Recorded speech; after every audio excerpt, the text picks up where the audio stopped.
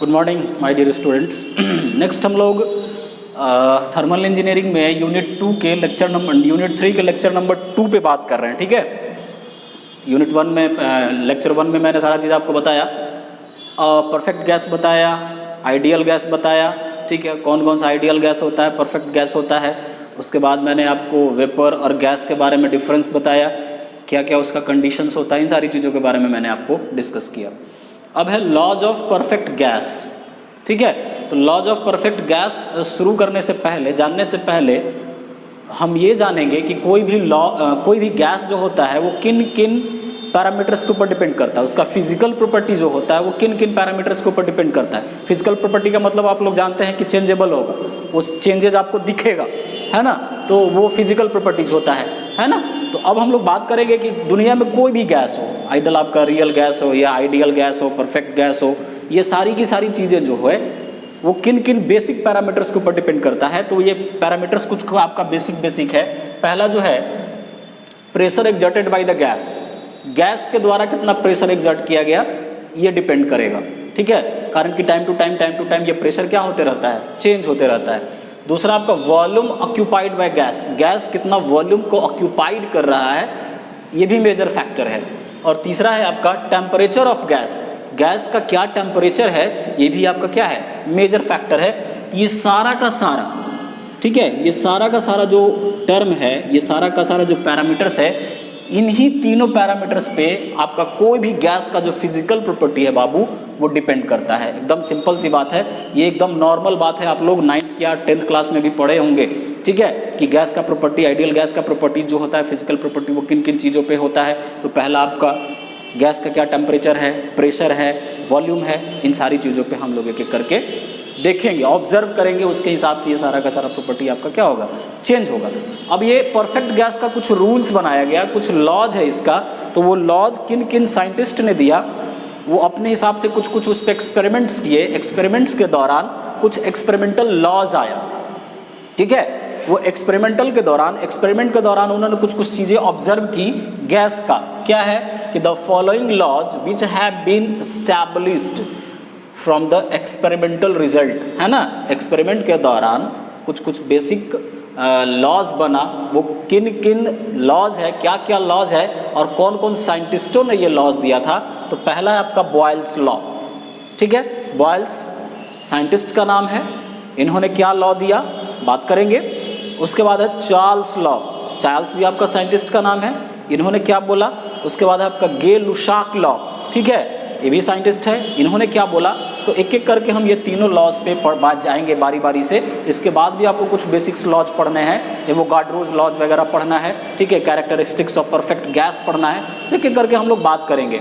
तो Boyle's law क्या बोला, बॉयल्स के द्वारा क्या बोला गया, तो बॉयल्स साहब ने क्या बोला देखते हैं, डिस्कस करते हैं। तो बॉयल्स लॉ के अकॉर्डिंग बोलता है कि ये आपका, इनका पूरा नाम था रॉबर्ट बॉयल्स, ठीक है, जिन्होंने 16वीं शताब्दी में इस लॉ का खोज कर दिया था, अपना एक लॉ बना दिया था। और वो लॉ गैस के लिए क्या था, तो ये this law is discovered by Robert Boyle in 1662, है ना, 1662 ईस्वी में बॉयल साहब ने अपना लॉज दिया था। 16वीं शताब्दी, सोच लो आज हम लोग कहाँ हैं।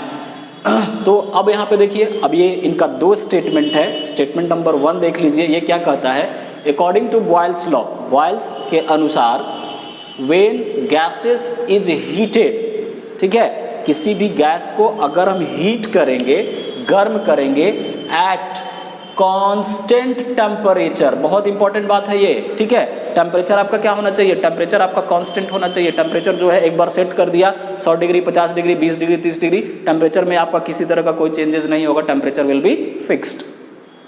तो कांस्टेंट टेम्परेचर पे क्या होगा, the product of pressure and volume remains क्या, कांस्टेंट। कहने का मतलब ये हुआ कि अगर आपने टेम्परेचर को फिक्स कर दिया, फिक्स करके ये ऑब्जर्व किया कि जो आपका प्रेशर और वॉल्यूम है किसका, परफेक्ट गैस का, वो प्रेशर और वॉल्यूम का जो प्रोडक्ट होगा वो भी आपका क्या हो जाएगा, कांस्टेंट। तो कहने का मतलब ये हुआ कि प्रेशर और वॉल्यूम का प्रोडक्ट PV बराबर C अगर हम लिख रहे हैं ऐसा, तो यहाँ पे ये क्या होगा, eight constant pressure, at constant sorry temperature at constant temperature. तो ये प्रोसेस भी आपको पता होगा। मैंने थर्मोडायनेमिक्स में यूनिट नंबर 2 में जब हम लोग प्रोसेसेस का बात कर रहे थे तो ये प्रोसेस भी मैंने आपको बताया होगा, आइसोकोरिक, आइसोबेरिक, आइसोथर्मल। तो आइसोथर्मल प्रोसेस में क्या होता है, टेम्परेचर कांस्टेंट हो जाता है, तो पीवी बराबर सी आया था। आप याद करिएगा, देखिएगा नोट्स में आप देखिएगा, ये बहुत अच्छे से मैंने पढ़ाया है आपको यूनिट 2 में। तो अगर हम इसमें प्रोसेस की बात करें तो प्रोसेस आपका क्या हो जाएगा, आइसोथर्मल प्रोसेस हो जाएगा, ठीक है। लॉ कौन सा हो जाएगा, बॉयल्स लॉ हो जाएगा। इन्होंने फिर एक इसी के दरमियान एक और कुछ दूसरा डेफिनेशन दिया। उन्होंने बोला कि in other word according to Boyle's law के हिसाब से the volume of a given mass, कोई गैस है उसका कुछ ना कुछ मास होगा, ठीक है, of a perfect gas varies inversely as absolute pressure. कहने का मतलब ये हुआ कि जो आपका वॉल्यूम है, वॉल्यूम और प्रेशर के बीच में रिलेशन कैसा होगा, इनवर्सली रिलेशन होगा। कब, जब आपका कांस्टेंट प्रेशर होगा तब। मतलब कहने का हुआ कि V is inversely proportional to P। कहने का मतलब ये हुआ कि अगर इस पैरामीटर को आप बढ़ाएंगे तो ये पैरामीटर घटेगा, ये बढ़ाएंगे तो ये घटेगा। इनवर्सली रिलेशन है ना। तो प्रेशर और वॉल्यूम के बीच में एक रिलेशन दिया गया और वो रिलेशन क्या है कि P is inversely proportional to क्या, absolute pressure of the perfect gas when temperature is क्या, कांस्टेंट। जब टेम्परेचर आपका क्या हो जाए, कांस्टेंट हो जाए। तो आते हैं थोड़ा पीवी डायग्राम पे। पीवी डायग्राम मैंने आपको बताया था कि जब आइसोथर्मल प्रोसेस होगा तो पीवी बराबर सी। डायग्राम कुछ ऐसा बनाया था मैंने, एक्सपेंशन भी होगा और कंप्रेशन भी होगा। तो यहाँ पे देखो कोई स्टेट 1 है और ये स्टेट 2 है, कोई गैस है, इसका यहाँ पे स्टेट 1 ये स्टेट 2 हो गया। देखो तो ये स्टेट 1 को यहाँ पे V1 हो रहा है, ये स्टेट आपका क्या है, V2 है ना। तो प्रेशर और वॉल्यूम के बीच में इनवर्सली रिलेशन है। तो आप यहाँ पे देखिए, आप जैसे जैसे जैसे जैसे प्रेशर को डिक्रीज कराते जाइए, देखो ये अगर हम 1 से 2 की तरफ जाएं, 2 से 1 की तरफ भी जा सकते हैं। तो एक में कंप्रेशन बताया था और एक में एक्सपेंशन बताया था, ठीक है। अगर हम वॉल्यूम को डिक्रीज करते, प्रेशर को डिक्रीज करते जाएं, यहाँ से घटते, यहाँ पे गए, यहाँ पे गए, यहाँ पे गए, बारी बारी से अगर हम घटते चले जाएं, घटाते चले जाएं, तो यहाँ पे देखो ये प्रेशर यहाँ है, तो इसके सामने आप यहाँ पे लाइन प्रोजेक्ट करिएगा तो वॉल्यूम ये मिलेगा।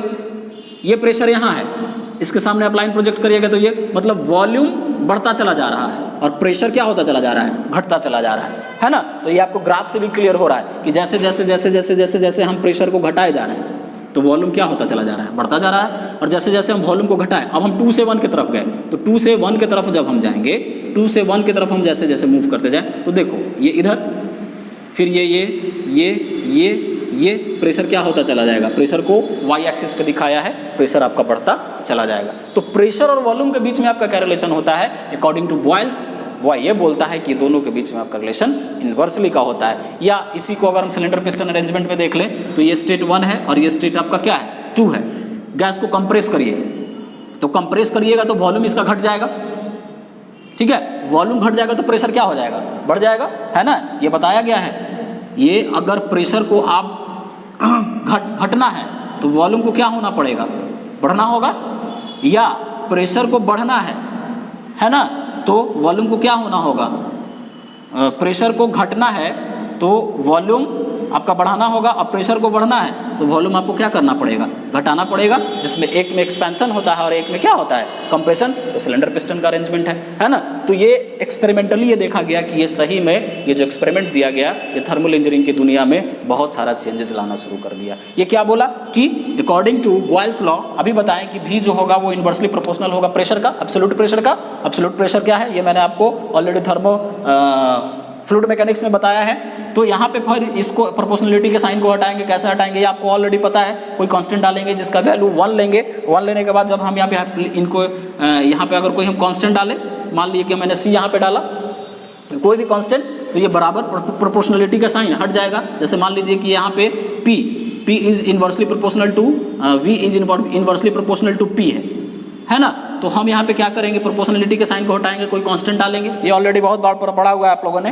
तो ये Vp बराबर क्या हो जाएगा, C हो जाएगा, या Pv बराबर क्या हो जाएगा, C हो जाएगा। तो इसी टर्म को हमने यहाँ पे लिखा है। तो जब ये Pv बराबर C हो गया तो हम लोग इसको तो लिख सकते हैं, जितना स्टेट होगा उतने हिसाब से, P1 V1 बराबर P2 V2 बराबर P3 V3 बराबर P4 V4, जितना बार स्टेट चेंज करेगा उन सारे के लिए, तो ये सीधे सीधे आपको किसके बराबर मिलेगा, कांस्टेंट के बराबर मिलेगा। तो ये कौन सा लॉ है, बॉयल्स लॉ के हिसाब से। तो बॉयल्स लॉ क्या बोला, बॉयल्स लॉ में अगर बोला जाए तो प्रेशर जो होगा, वॉल्यूम जो होगा वो प्रेशर के इन्वर्सली प्रोपोर्शनल होगा, या प्रेशर जो होगा वो वॉल्यूम के इन्वर्सली प्रोपोर्शनल होगा एट कांस्टेंट टेम्परेचर। ये बात आपको बोलना एकदम मैंडेटरी है, टेम्परेचर आपका कांस्टेंट होगा। अगर हम प्रोसेस की बात करें तो प्रोसेस आपका कैसा हो जाएगा बाबू, आइसोथर्मल प्रोसेस हो जाएगा। और पीवी डायग्राम पे मैंने इसको इंडिकेट किया है, ठीक है। अब हम लोग थोड़ी देर में बात करेंगे चार्ल्स लॉ पे, ये मिलेगा आपको। Thank you.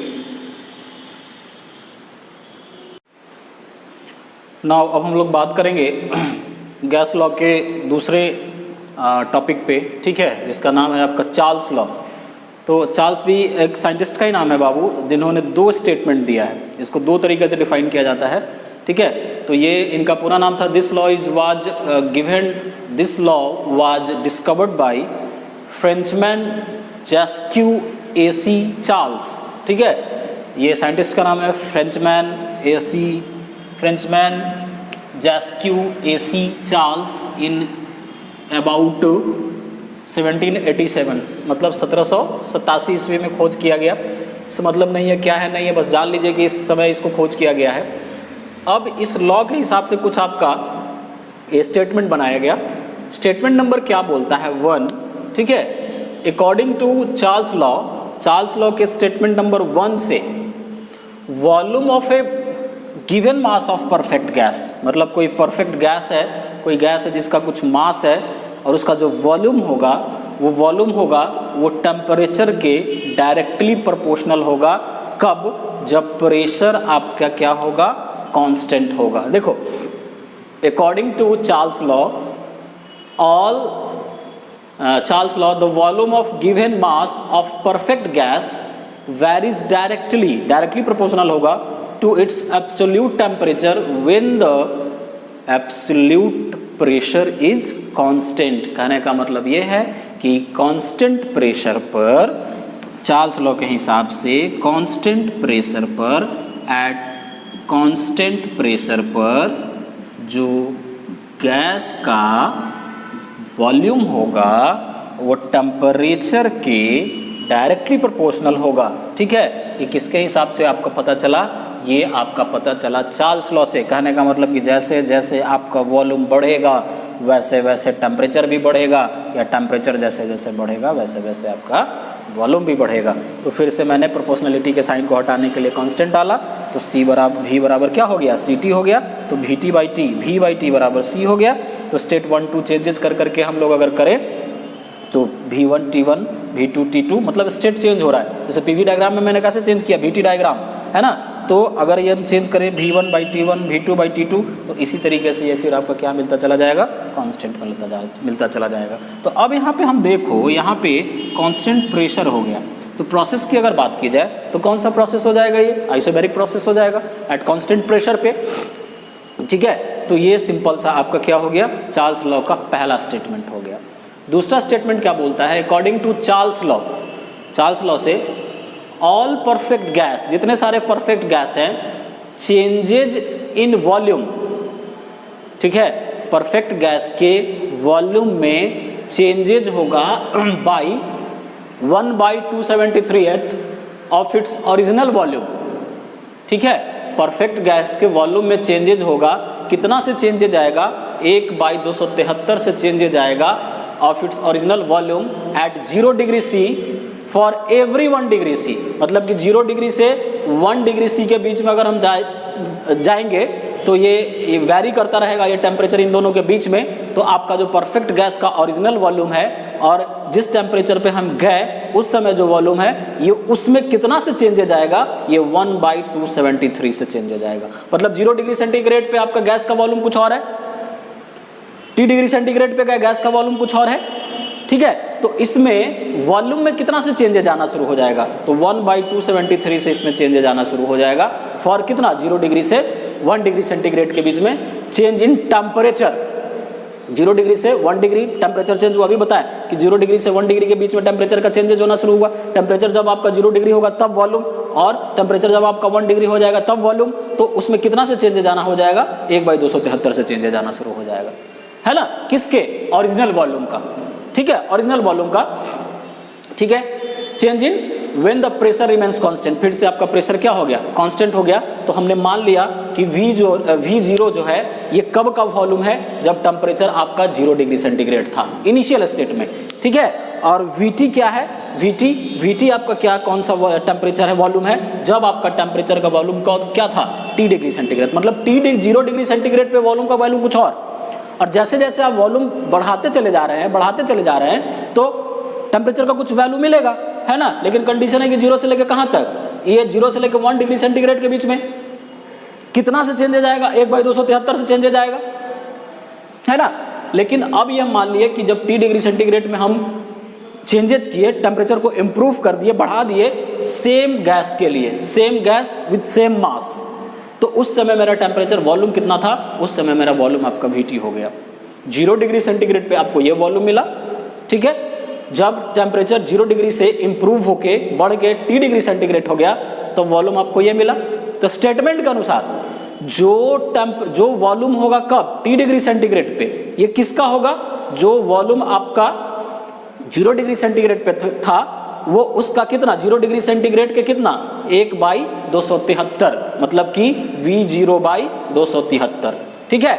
कितना टेम्परेचर, तो टेम्परेचर से तो मल्टीप्लाई होगा ही, चेंजेस कहां से कहां तक, 0 से लेकर 1 डिग्री सेंटीग्रेड टेम्परेचर तक, तो ये इसको हम टेम्परेचर से क्या कर दिए, मल्टीप्लाई कर दिए। तो स्टेटमेंट के अनुसार volume at T degree centigrade, ठीक है, कितना चेंजेज ओरिजिनल में, इनिशियल में V0 किसका भाई, तो ये T डिग्री सेंटीग्रेड, मतलब कि V0 का 273, एक V0/273, और टेम्परेचर, तो टेम्परेचर आपका कितना, टेम्परेचर जो है वो 1/273 किस में चेंजेज आया, ओरिजिनल में, ठीक है। क्या चेंज कर रहा है, टेम्परेचर, है ना।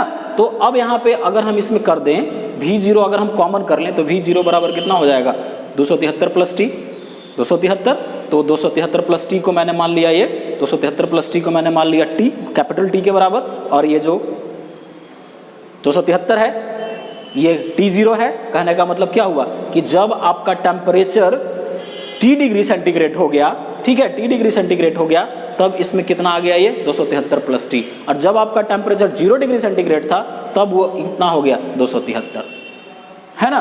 तो ये कितना, ये इसके जगह मैंने T लिखा और इसके जगह T0 कर दिया, तो ये VT बराबर V0 T/T0, तो ये कितना आ जाएगा, VT/T V0/T, तो ये VT/T जब टेम्परेचर आपका T डिग्री सेंटीग्रेड था, V0/T0 जब टेम्परेचर आपका कितना डिग्री सेंटीग्रेड था, 0 डिग्री सेंटीग्रेड था।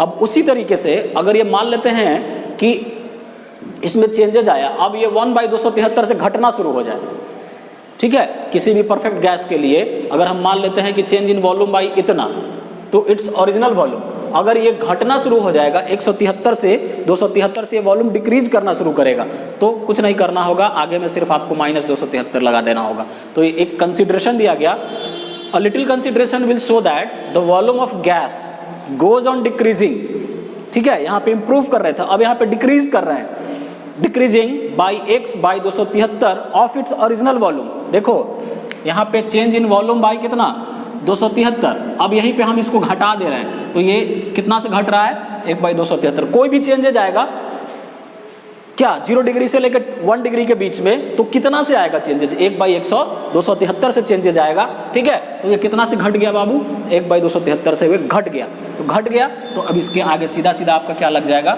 -273, ठीक है। तो जब ये -273 लग जाएगा तो volume of gas would become 0, तो ये मतलब कहने का ये हुआ कि घटते घटते घटते घटते घटते घटते 0 हो गया, वॉल्यूम खत्म, है ना। तो घटते घटते घटते घटते जब 0 हो जाएगा तो -273 तक पहुंच गया। एक ऐसा टाइम आ गया कि कोई भी गैस है, गैस का वॉल्यूम हम घटाते घटाते 0 कर दिए, लेकिन टेम्परेचर आपको कहाँ तक ले जाना है, -273 डिग्री C तक, है ना। तो उस टेम्परेचर को हम लोग क्या बोलेंगे, एब्सोल्यूट टेम्परेचर बोलेंगे। तो यहाँ पे मैंने लिखा है कि क्या, the volume of gas would become zero, जो गैस का वॉल्यूम है वो घटते घटते जीरो हो जाएगा। द टेम्परेचर एट विच, जिस टेम्परेचर पे गैस का जो वॉल्यूम है वो घट के जीरो हो गया, उस टेम्परेचर को हम लोग बोलेंगे वो क्या है आपका, एब्सोल्यूट टेम्परेचर है। बात को एकदम ध्यान में डाल लीजिए कि जिस टेम्परेचर पर किसी भी गैस का परफेक्ट गैस का अगर वॉल्यूम डिक्रीज होके टेम्परेचर डिक्रीज होके जीरो हो गया और वॉल्यूम भी जीरो हो गया, मतलब कि क्या, सिंपल सा बात है कि जो वॉल्यूम है, वॉल्यूम जो है ये वॉल्यूम आपका घट घट के जीरो होता चला गया, वॉल्यूम बिकम जीरो। जिस टेम्परेचर पे ये वॉल्यूम जीरो हो जाएगा किसी भी गैस, परफेक्ट गैस का, तो उस टेम्परेचर को हम लोग बोलेंगे वो क्या है, परफेक्ट या एब्सोल्यूट जीरो टेम्परेचर, या एब्सोल्यूट जीरो टेम्परेचर हम लोग बोलेंगे। एकदम सीधी सी बात है, ज़्यादा टेंशन लेने वाली बात नहीं है। ये सीधी सी बात है कि जिस टेम्परेचर पे किसी भी परफेक्ट गैस का अगर आपका वॉल्यूम ज़ीरो हो जाता है तो वैसे टेम्परेचर को हम लोग क्या बोलेंगे, एब्सोल्यूट टेम्परेचर बोलेंगे। ठीक है ना। तो ये कुछ ब्रीफ डिस्कशन था किसका, चार्ल्स लॉ का, जो आप लोगों ने देखा। अब इसके बाद हम लोग जो दूसरा जो हम लोग वीडियो लेक्चर बनाएंगे वो गे-लुसाक लॉ का होगा। बहुत सिंपल और बहुत छोटा है, ये थोड़ा दो तरीके से डिवाइड किया गया था, तो इसका स्टेटमेंट थोड़ा आपका क्या है, बड़ा है। इसके बाद हम लोग देखेंगे गे-लुसाक लॉ।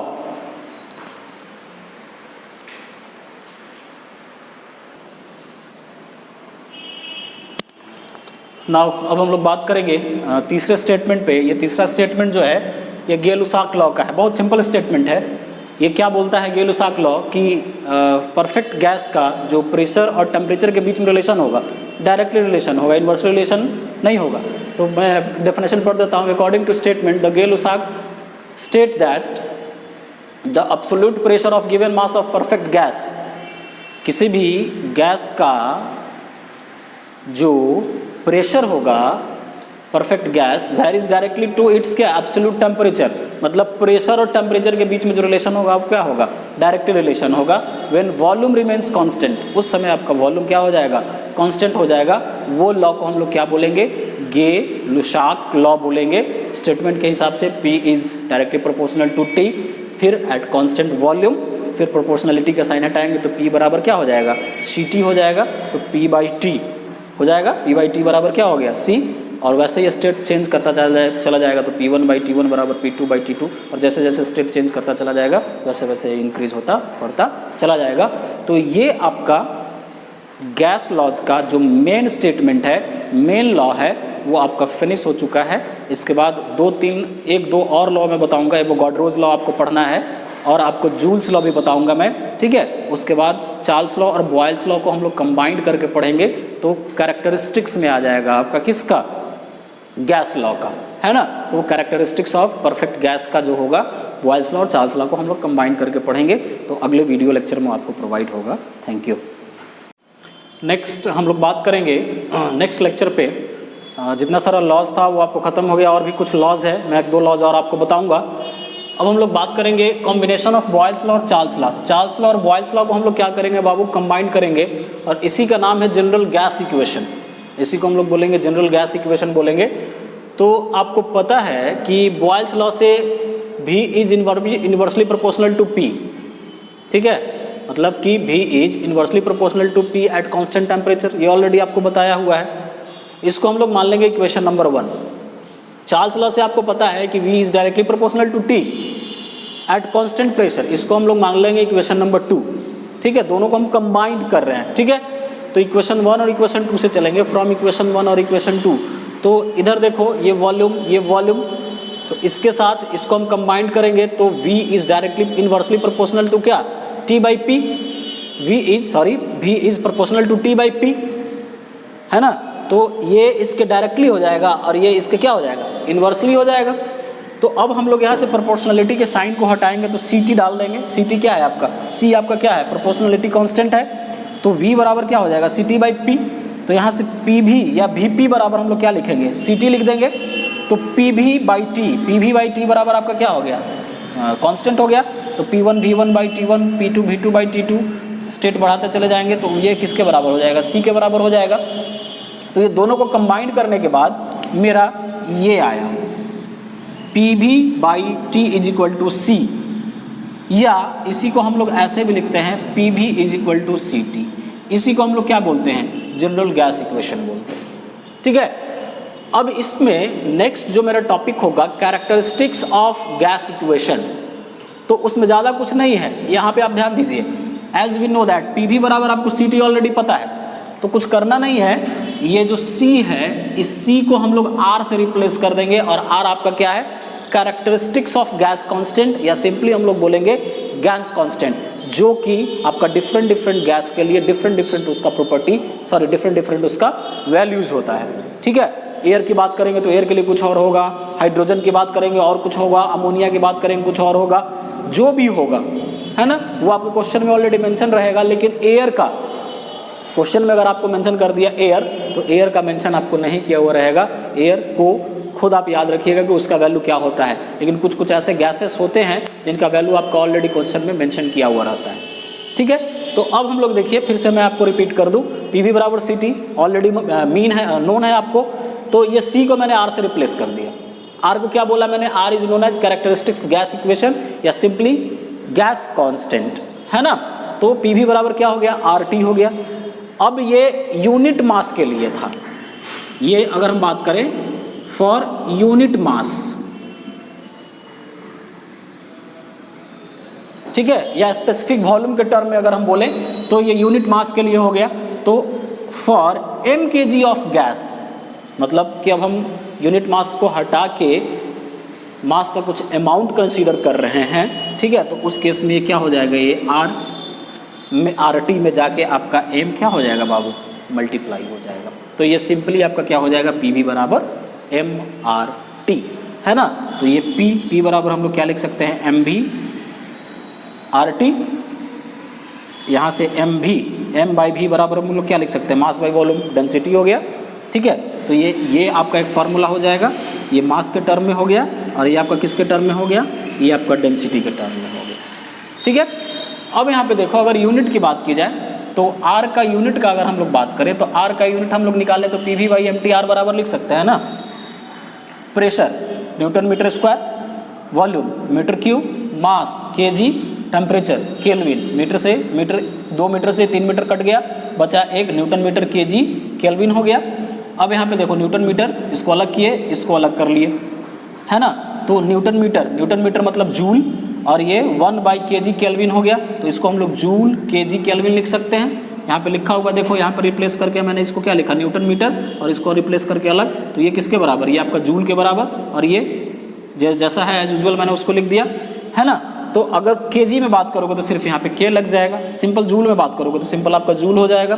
तो ये एक्सपेरिमेंटली देखा गया है कि एयर के लिए R का जो वैल्यू होता है 287 जूल पर kg केल्विन होता है, ठीक है। और अगर हम बात करें kg में, किलो जूल में, तो ये सिंपली आपका 1000 से डिवाइड हो जाएगा, और ये आपका क्या हो जाएगा, 0.287 हो जाएगा। तो ये R का जो वैल्यू है मेरे दोस्त, ये R का जो वैल्यू है, ये R का वैल्यू आपका डिफरेंट गैसेस के लिए डिफरेंट होता है।